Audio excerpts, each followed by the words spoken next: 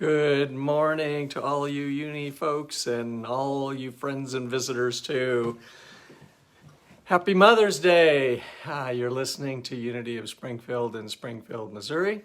This is our adult class, our World Religions New Thought class. And I just welcome you today. It's a rainy Sunday. And today we have Dr. Paula Armknetch, and she's given a talk on a book by Dr. Greg Braden, The Science of Self-Empowerment. And I want to start off this morning by reading from our daily word. This is from May 9th. It's motherly love. I give thanks for motherly love.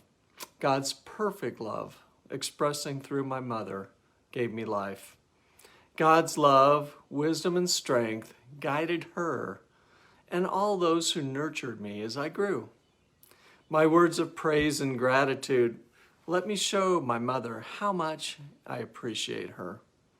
When I wish to demonstrate my appreciation for my mother's example, I share the nurturing motherly love of God in my words and actions with all people. Remembering the times when my mother or another compassionate person listened patiently and shared encouraging words, I seek to be caring, supportive presence. Recalling my mother's joy each time I learned something new, I share my skills and knowledge willingly when someone seeks my help. In gratitude, I share the gift of nurturing love. And from Isaiah, as a mother comforts her child, so I will comfort you. And with that, let's all give thanks and appreciation to that love, that motherly love that we were given, and that we can pass along. And thank you to all mothers. With that, I'm going to go ahead and take us to Paula, Dr. Paula Armknetch.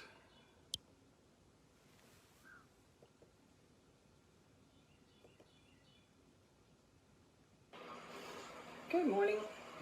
I have just finished reading a book by Greg Braden, and it's called The Science of Self-Empowerment. And from what I understand, this is an upgrade of a book he wrote called Human by Design. Those of you that know anything about Greg Braden, you know that he was trained in sciences and has traveled the world and studied a lot. But he tries to answer in this book the question of who are we? You know, a question that, of course, we all have. And so I'm going to be looking at just the key points of what he brings up. But this kind of becomes a discussion of the creationism versus evolution idea, the theories, of evolution. And let me start out by reading to you a quote that he included in the book, and this is from Sir Fred Hoyle, who died in 2001. He was a British astronomer from Cambridge University, but this is what he wrote. The chance that higher life forms might have emerged in this way is comparable with the chance that a tornado sweeping through a junkyard might assemble a Boeing 747 from the materials therein. I am at a loss to understand biologists' widespread compulsion to deny what seems to me to be obvious. This, of course, the idea of evolution was based on Darwin's theories of evolution. Most of us are probably familiar with, his studies on the island, looking at the way birds seem to have changed and adapted to their environment. And so he put forth this theory that all life forms had evolved over time into what they are. It's interesting that Braden notes that before his death, Darwin even doubted the reality of that theory because there was no way of proving it. And he was open to the fact that he could be wrong. And yet the theory has been accepted by mainstream science and taught now for, generations. But according to Braden, there have been studies done that are showing more and more proof that the theory of evolution doesn't make sense. It's an accepted, what he calls almost a myth, which brings into mind, the creationism beliefs.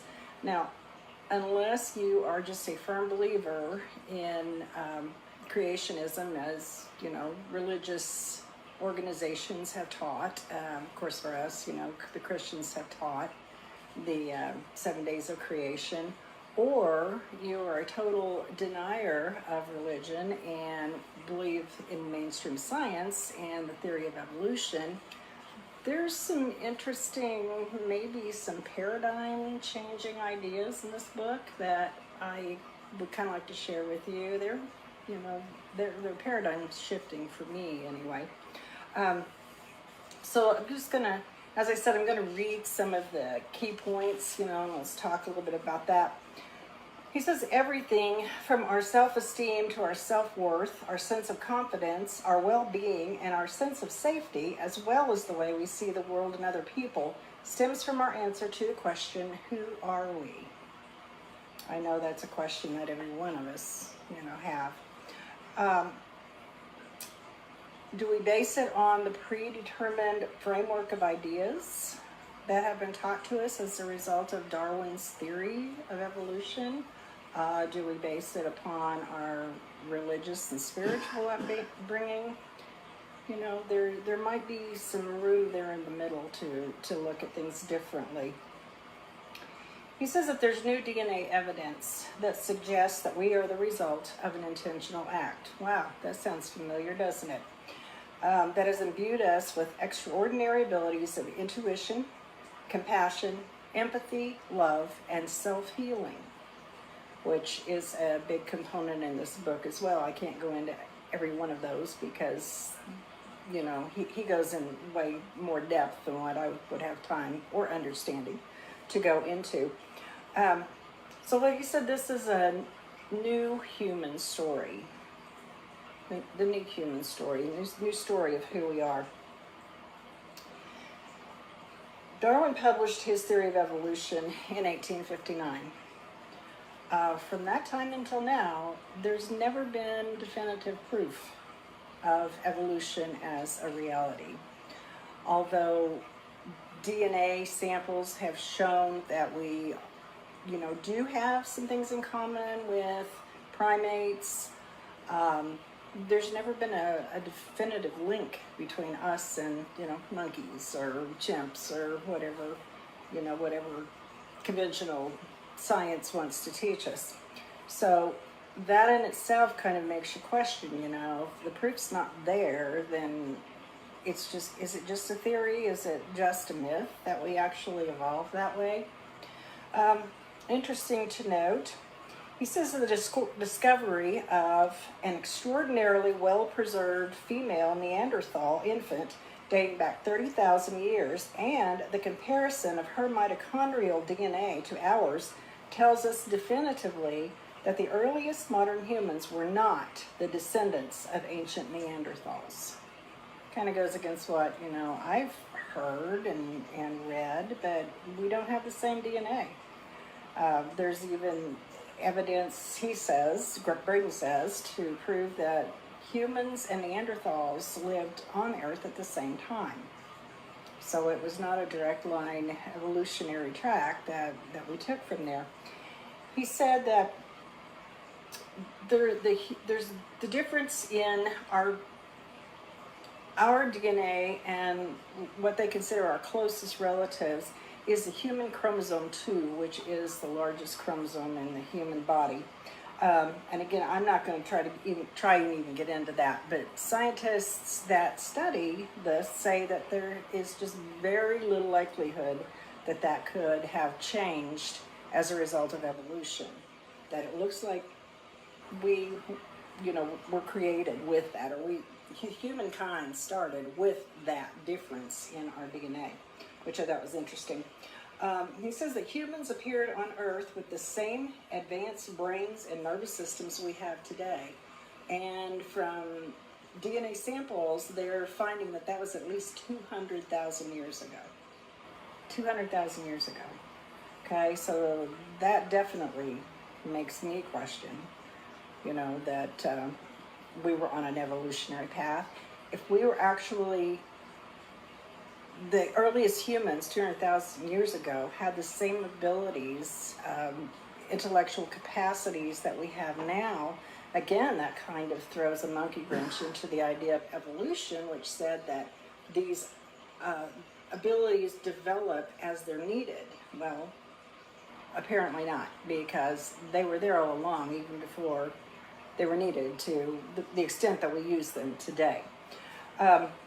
He says a growing body of physical and DNA evidence suggests that we may have appeared 200,000 years ago again, with no evolutionary path leading to our appearance. There's nothing to link the earliest humans known at this point to anything else on the surface of Earth. He says that he talks a great deal about the heart-brain connection, and of course we've talked a lot about that, I know, in church, and I've done a talk on that before, some of his study. But the heart and the brain working together are what make us who we are, what we are. The heart being what they call the little brain. The heart actually sends information to the to the cranial brain as to what the body needs. The heart's also, it says, the seat of intuition, the seat of compassion, the seat of those things that make us human. So the heart is a huge factor in who we are. Which again, the Heart Institute that does studies on this is something that we've heard a lot about and could go into way further study than what I would go into here. He said that actually accurately describes in the scriptures of some of our most ancient and cherished spiritual traditions, those abilities that are now being found to be a natural component of that heart brain. Okay. The heart is the key to awakening deep intuition, subtle memories, and extraordinary abilities thought to be rare in the past, and to embracing those attitudes as a normal part of everyday life. And we look around us, and see how people are becoming more and more aware of intuition and extra sensory abilities as being a normal part of life. It's become more mainstream now, where at one time it was considered very rare, very strange, very, frightening to people. Almost universally, ancient and indigenous traditions attribute our origins to the result of a conscious and intentional act. Okay, so again, going to the religious traditions, that have taught creationism from the beginning.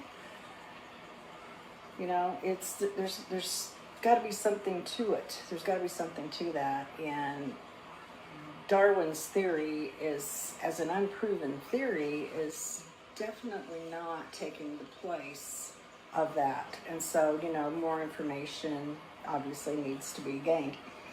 If we're the result of something more than pure chance, then it makes sense that our lives are about more than purely surviving. It implies that our life has purpose. And I think that's what really is at the heart of this particular writing is, again, who are we? The fact that our lives have purpose because we were created intentionally. It's a pretty mind-expanding thought.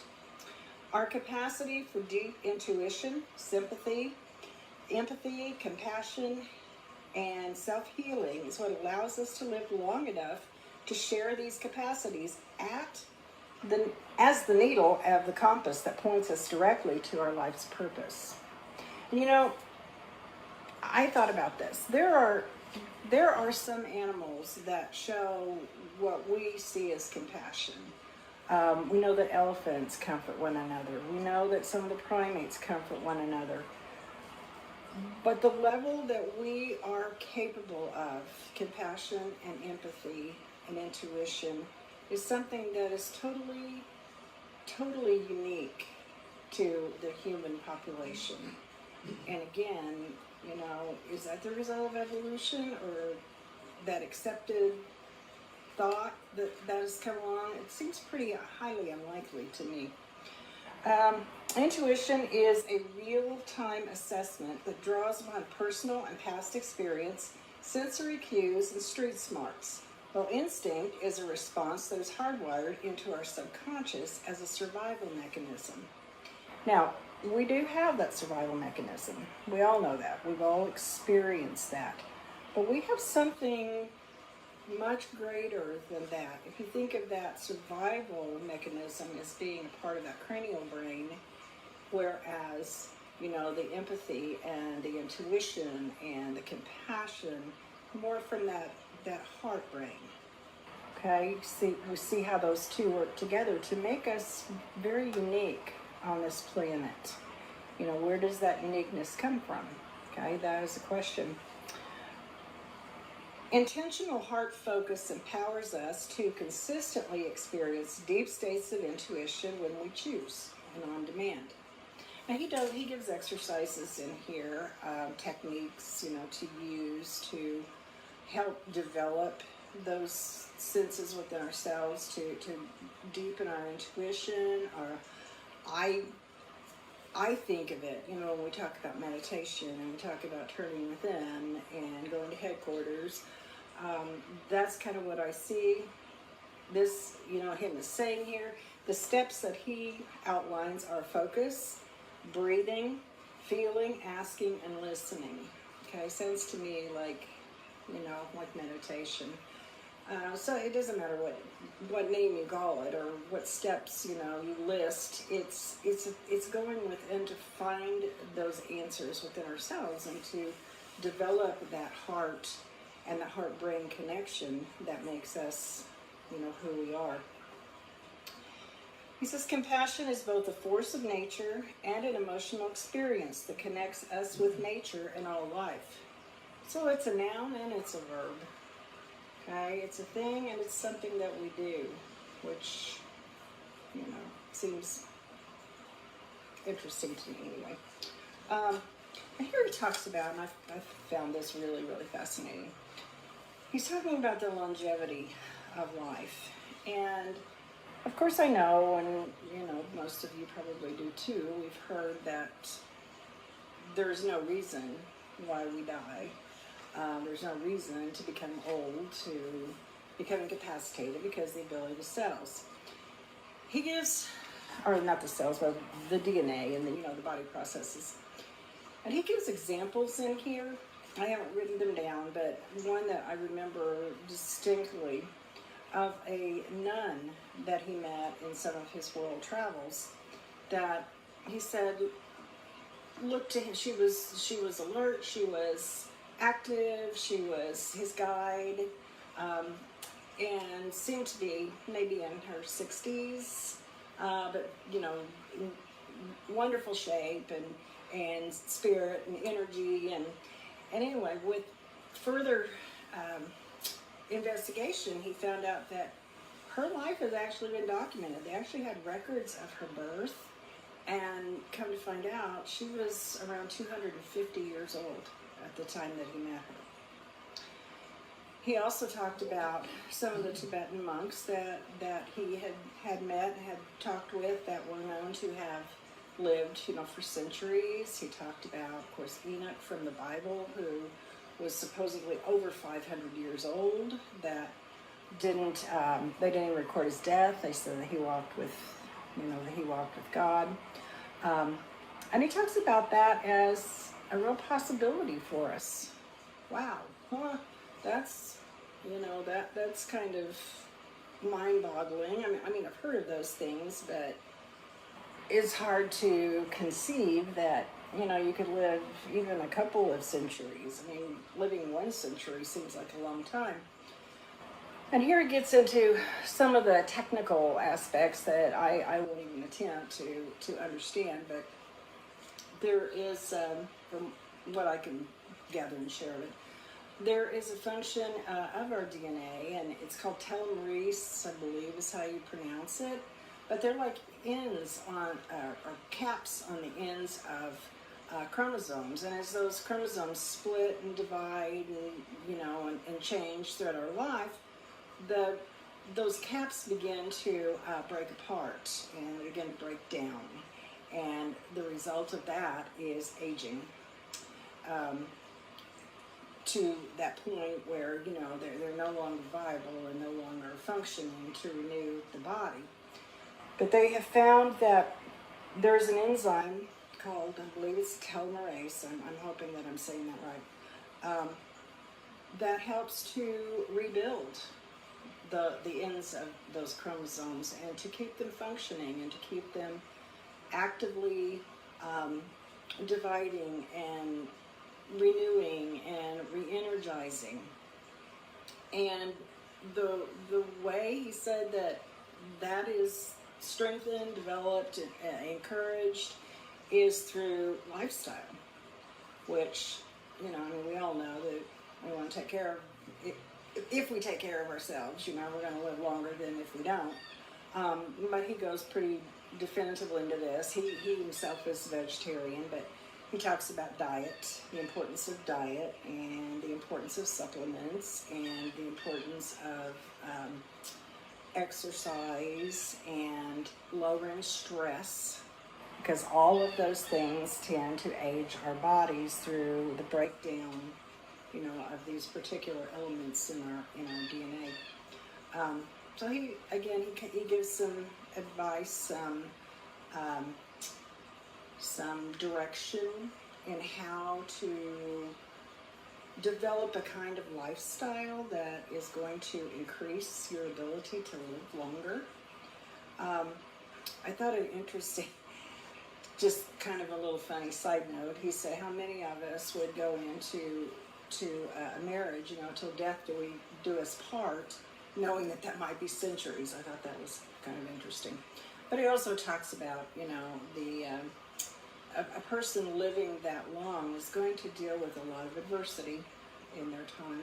You're going to lose people that you love, and can you just imagine the changes that take place in the world over 200 or 300 year lifespan? I mean, that just, to me, is almost science fiction stuff.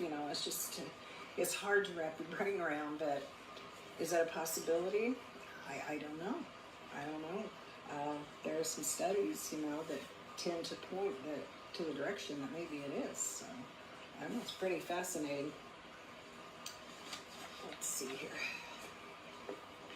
He says I just talked about that. Choices of lifestyle again. Reducing stress in the body. Key strategies that are documented to successfully slow and even reverse telomere damage. Telomere, that's what those chromosome ends are that break down. I think I said telomerase, but it's telomeres. And to reverse cellular aging. So, according to what he's saying, no matter where we are, we could begin to reverse some of that damage that, has been caused as a result of the way we've lived and, the stress that we've put ourselves under and, so forth and so on. Pretty interesting. He says, in each moment of every day, we make the choices that affirm or deny life in our bodies. I think we know that our choices affect, the outcome in our lives and in our bodies, but this kind of takes it to another level for me, to thinking that, wow, I could live 200 years, if I really took it upon myself to change my lifestyle and my thinking, wow, I don't know, that's pretty interesting. Okay, and here he gets into talking about the stress that we put ourselves under. And he's talking about the heart-brain coherence, which, again, he does give exercises and, techniques in here for developing that heart-brain connection. We know that, we've talked about that in church as well, you know, and I know that Sue sometimes in her meditations will will take us into that place of connecting with the heart and the brain.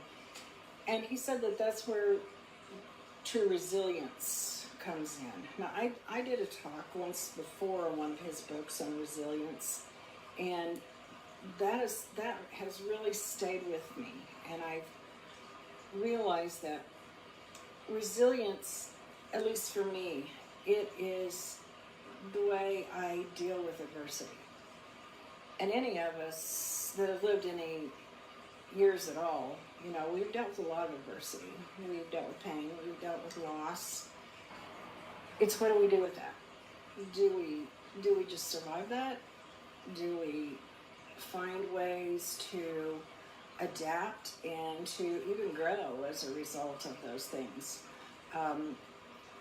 And on a lesser basis, we think about the stress we put ourselves in through our daily lives. How can we lessen that stress? How can we adapt to change? Because, you know, life is changing all the time.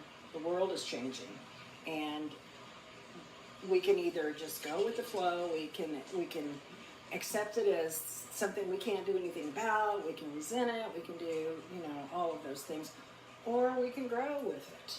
We can grow with it. And how do we use that for our betterment and for, you know, for our own good and for the good of the world and those around us? You know, that to me is resilience. And he said that comes from that heart-brain coherence, he calls it. So something that we as humans are capable of doing. He says that the more heart-brain harmony and coherence we have, the greater our resilience, which is, you know, hugely important to getting us through life.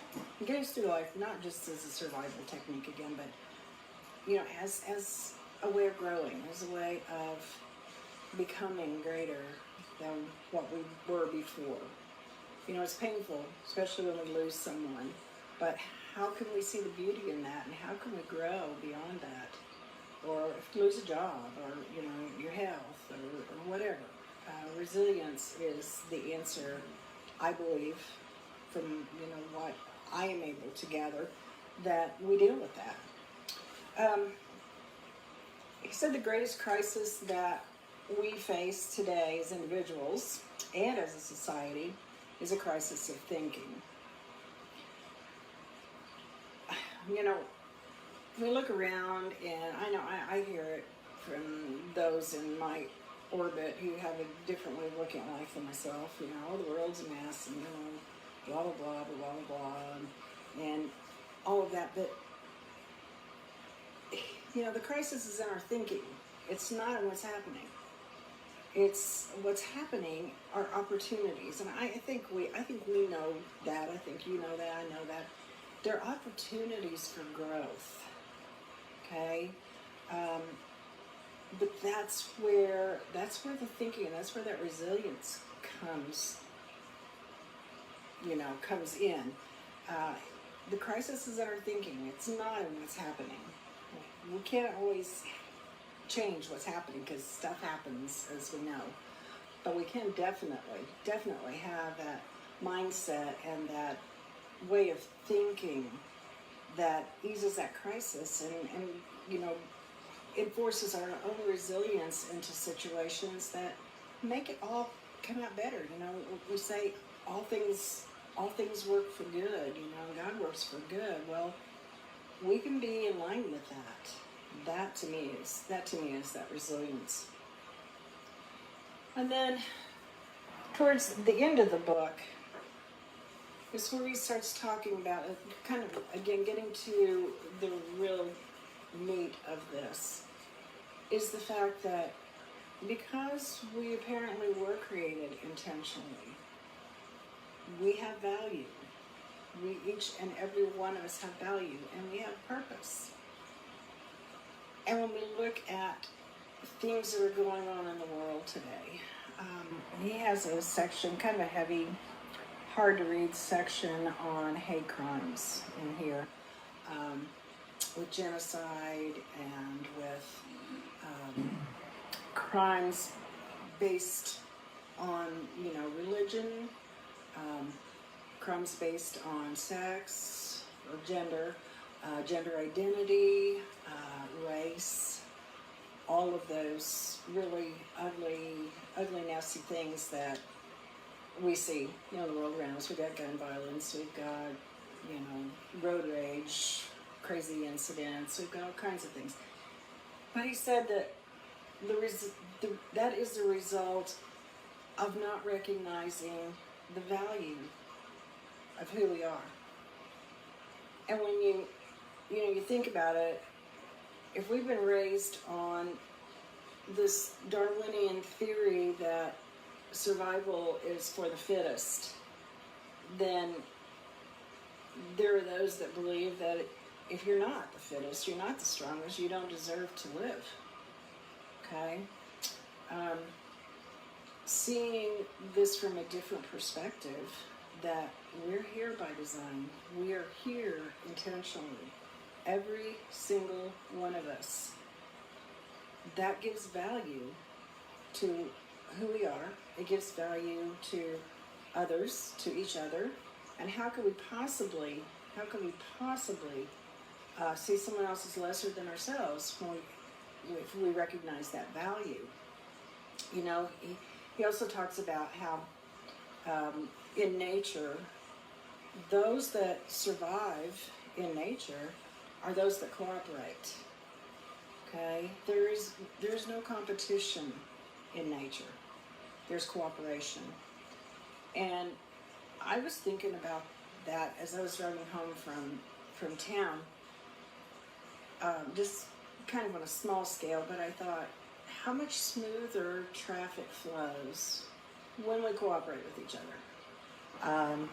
When I move over to let somebody enter onto the highway, or, am respectful to someone else by keeping a respectful distance, just all the things that we do, to keep us safe on the highway. Just think how much smoother everything goes. It's the same way with nature. Nature does. They do not compete. Yes, I know. Mating, they'll compete for partners and things like that. But in the big scheme of things, nature cooperates with itself, and those that survive are those that are cooperative. And then we think about, our human race. How cooperative are we with each other? How do we reach out to better others because we see the value in others, the value of doing that? What about, the earth? Do we see the value in this place that we call home, that, provides for our needs, for our sustenance? It's a matter of recognizing that intentional creation is why we were here, is why we are here. It is what gives us our value. It is what makes us valuable as individuals, valuable as a collective whole. Each and every one of us have value. How can you hate someone else when you recognize the value? And of course, that's going to start with ourselves. See our own value, and as a result of all the different things he's talked about in this book, building our own resilience, taking care of ourselves physically, emotionally, spiritually, all of those things that we do to show and experience our own value extends out to others. It is, as he says, a new human story. Not one based on survival of the fittest, not one based upon accidents of nature that have brought us to where we are. We were put here for a purpose. We don't know how we got here. That's not for us to know. But apparently, or at least apparent to me anyway, from reading this and studying this, we were put here by design, by however we got here. you kind of think back to the Bird Tribes book, and there's some there's stories in there that have been passed down from indigenous people about how the first humans came to be. It's a pretty interesting read. Don't know the definitive answer to that, but I do believe that we were here. So if we call that creationism, then that's what I believe. Creationism. Evolution, does it have a role? Maybe. I don't know. It was a theory that Darwin put out, which, as I've said before, he even doubted himself before he died that, it was a reality, although it's been accepted as mainstream. But it makes more sense to me that we were created to be just who we are, just as we are, for the purpose that we're here. And, it is time to find that resilience, that mind-heart, or brain-heart connection that will carry us into that place where we are experiencing all of those abilities that even 200,000 years ago we were created to use and to have. I want to finish this by reading this. We only destroy what we don't value, and we can't value what we don't know.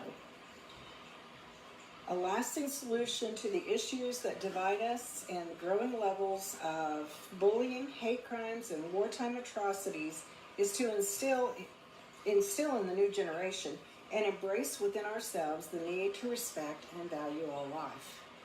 And we know, of course, where that starts. That starts with us. And when we value ourselves, we value those around us, and we value this earth that we live on, and we value all things, because all have their purpose. All were created for a certain purpose, and I find this very inspiring. I like reading. I like reading Greg Braden's work. I like the fact that he takes science into account. He also, but he also looks at the spiritual and religious traditions along with that. And I love the way he marries those two. So good reads, deep. I don't pretend that I understand everything he says, because I'm not that scientific mind, but I do love it, I do enjoy it, and I'm happy to have shared that with you. I hope you got something out of it as well. Namaste, friends. Love you guys.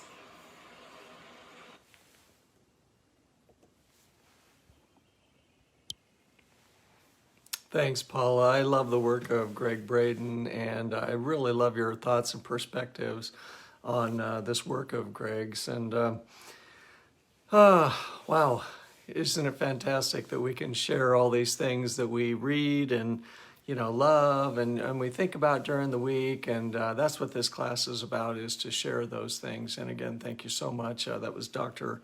Paula Armknetch. And with that, I'm going to go ahead and move us along. If you'd like to make a donation towards our ministry, you can go to our website at unityofspringfield.org.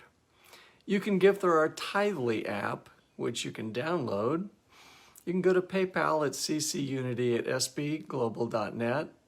You can mail a check to 2214 East Seminole Street here in Springfield, Missouri, 65804, and that is Unity of Springfield. And again, always, we thank you so much for your support.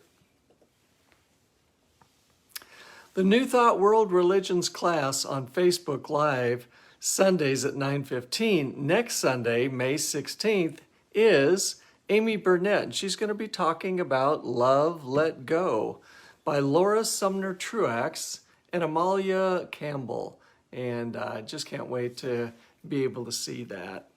So tune in next week and you will be seeing Amy Burnett.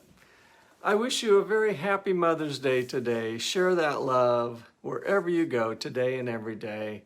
Give yourselves a big hug. By the way, I think we're going to be meeting again in person for our adult class beginning in June. So I hope to see you then anyway. So love you so much. Take care of yourself. Give yourself lots of love. My namaste to you.